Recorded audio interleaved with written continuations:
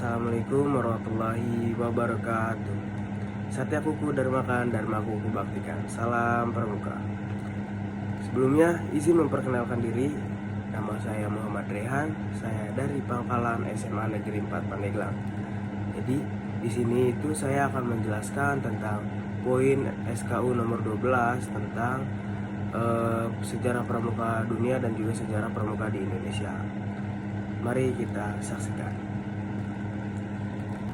Nah, sekarang bagian sejarah pramuka dunia.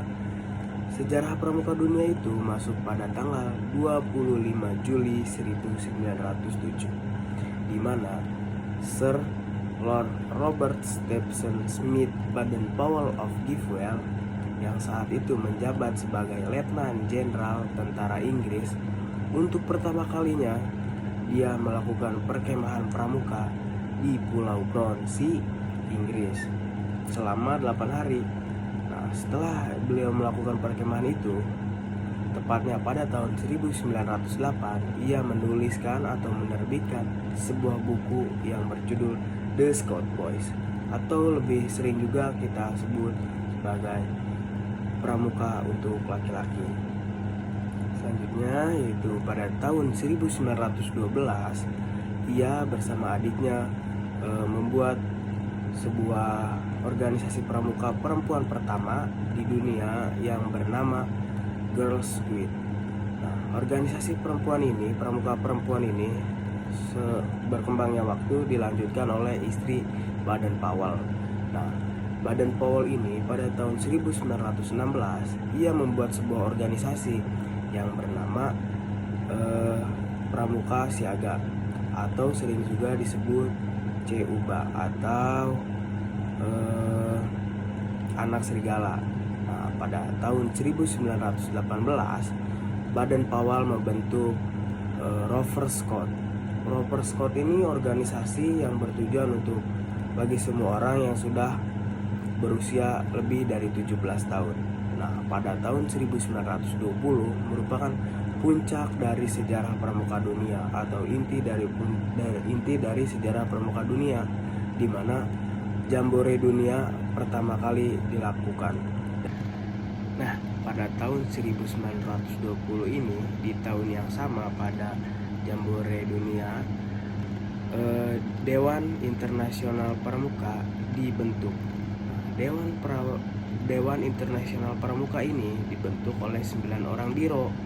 Nah, biro ini berpusat di London, dan juga di setiap biro putra dan biro putri memiliki masing-masing 5 tempat di dunia ini, 5 tempat biro putra di dunia dan juga 5 tempat biro putri di dunia ini. Dan pusatnya itu berada di London. Nah, kembali lagi pada Jambore dunia ke-1 ini itu dilakukan di London. Nah, di waktu Jambore dunia pertama ini diikut sertakan oleh 27 negara, dan juga Baden-Powell disahkan sebagai Bapak Pandu Sedunia. Nah, oke, saatnya kita lanjut ke sejarah pramuka di Indonesia. Nah, jadi sejarah pramuka di Indonesia itu masuk pada tahun 1912 yang dibawa oleh orang Belanda. Nah, saat itu kan negara kita sedang dijajah oleh pasukan Belanda, jadi pramuka bisa masuk lewat situ. Nah, ketika mereka sampai di negara ini, mereka langsung membuat sebuah organisasi kepanduan yang bernama NIPV. Tidak membutuhkan waktu yang lama, beberapa organisasi kepanduan pun terbentuk di negara ini, seperti JPO, ada JIP, ada Nativij, ada juga HW, dan juga ada SIAP. Nah, setelah itu kemudian pemerintah Belanda memberi larangan untuk penyebutan nama Padvinderi.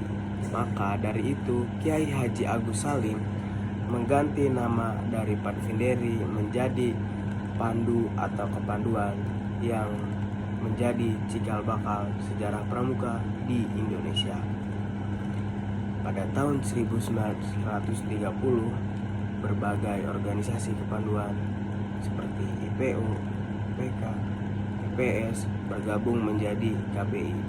Nah, pada tahun 1931 dibentuk PHPI dan pada tahun 1938 berubah menjadi BPPKI.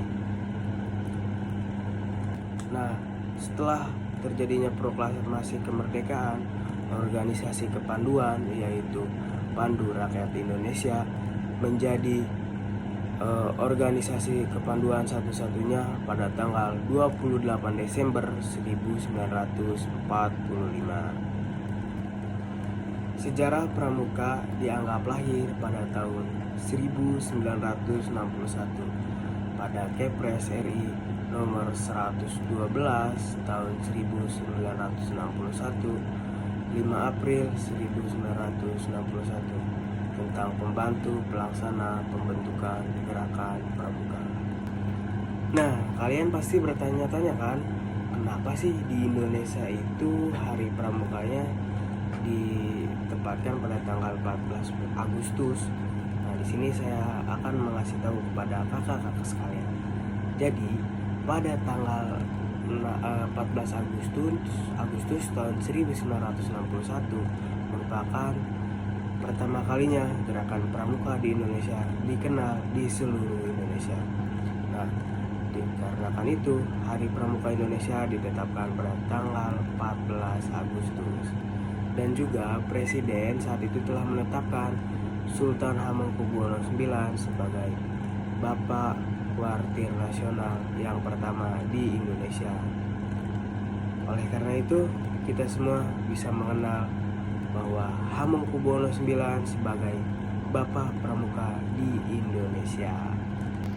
Nah, mungkin cukup sekian sejarah kepramukaan dunia dan juga sejarah kepramukaan di Indonesia yang bisa saya sampaikan.